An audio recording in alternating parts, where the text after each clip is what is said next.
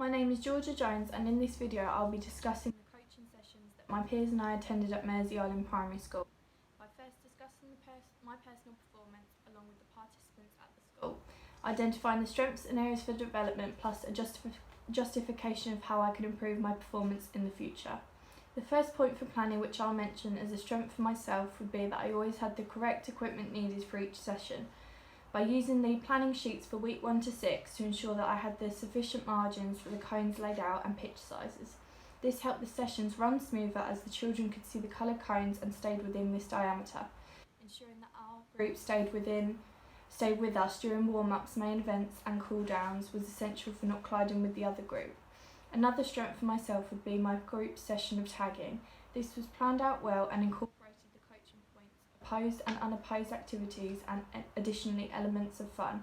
Having known that we had to include games which would appeal to children of their age and also ensure the difficulty level wasn't too high. To then, in the planning stage, have our own class attempt our tagging session and furthermore help us adapt this if needed. One thing I did point out to change was to ensure the children were taking one tag belt at a time during hula tag, so this was realistic to the game of tag rugby. Otherwise the game itself would have been unfair and also did not relate to the coaching points we would then be enforcing and avoid any confusion. A planning area for development, which I did notice after the first week, was a whistle. Without this for the first session, I realised that other groups were using theirs to call time gone or to signal when the activity was over. It was significantly hard to raise my voice along with the whistle, along with the group members, and I also didn't like having to shout over people. Having planned to use a whistle for the following weeks and bring this along, I feel this will be a lot more controlled and an organised approach to coaching. Now moving on to the delivery strength for myself as an individual. I felt I had a strong control over the group and they respected me enough to listen and pay attention.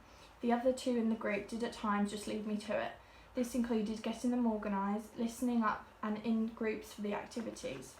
For then the others to help coach more individually for the participants. I felt more comfortable to explain the weekly sessions and to inform the children what they would be learning than demonstrating it myself. Another delivery strength for myself would be that I ensured to reiterate coaching points during the session, because at the end of the 6 weeks we want the children to have actually learnt something. Whether that be they go home and tell their parents how you throw a rugby ball, this would be a huge result for our group. And now they would understand my coaching points and want to voluntarily learn about the sport and not just feel obliged to. Furthermore, for my delivery strengths, I felt as an individual I bonded and connected well with the participants when they came out every week. It was a good feeling to know that they wanted to be doing it. To then get to know each one by their names and eventually develop a mutual respect between child and coach. If you don't begin with any sense of friendly skills or interaction, I felt like this group wouldn't have enjoyed the weeks as much. A delivery area for improvement I gathered was that after the first week to have a list of the members of my group, of the participants' names. This was a crucial factor that I missed the opportunity to do. Luckily, a member of my group remembered a few names and together we recalled the 11 of them. By not just for organisation but more so health and safety, we needed to ensure this was done for the following week, to know that we called out those names when the children came out in their classes, so they know where they would. The delivery area for improvement I gathered was that after the first week to have a list of the participants' names. This was a crucial factor that I missed the opportunity to do. Luckily, a member of my group remembered a few names and together we called all 11 of them. But not just for the organisation but also health and safety. We needed to ensure this was done for the following week.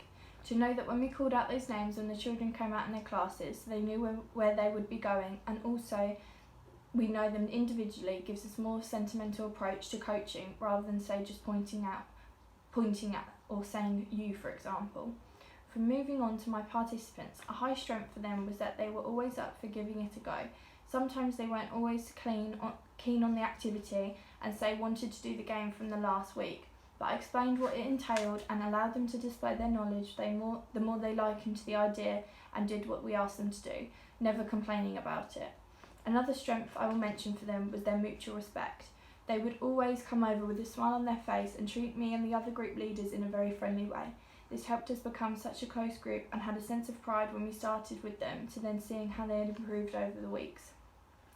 They respected us enough when subbing them off to let and say another child go and play the match, or helped us carry equipment, which was very helpful. Now I'll be mentioning the participants' effort levels. Sometimes there were a few in the group that would often become tired and sit out. It was hard to get them motivated to join back in again, or sometimes they just didn't feel like they say being in the team for the end game. We found more with there being two girls in the group that they all would want to be in pairs together, and said that they wouldn't do the games if they weren't together. This was a hard dilemma for us. When they were paired up together, they worked really well and taught each other new skills, often coming to a mutual agreement that they could be in pairs if they were to play in the final match game. We did lose their attention span a little towards the last few weeks, as we were either too familiar and they knew that our group was quite laid back and didn't enforce too many sanctions. This may be an area for improvement for our group as a matter of fact, and the children just needed a bit more stricter approach for when they sometimes were talking over us or just playing amongst themselves. My planning action points for next session would be to ensure myself and the group knew what each week entailed and knew exactly how we would do the session. Often we would be on the coach to the venue and just briefly go over the plan, and then when it came to delivering it to go by the plan and see how that went.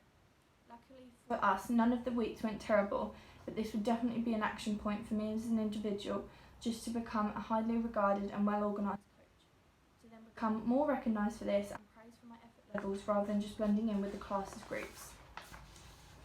My delivery action points for the next session would be to try and figure out roles for each group leader, whether that be I took the first week, then Sam the second, and then Caleb the third, to alternate and having a more varied amount of coaching time. This may have brought out more attributes to members of the group and not just stayed in our comfort zones of what we normally like. I could individually coach more of the individuals and get them to display to me what they had learned so that I could see it for myself, rather than always being the organiser and explaining the weeks.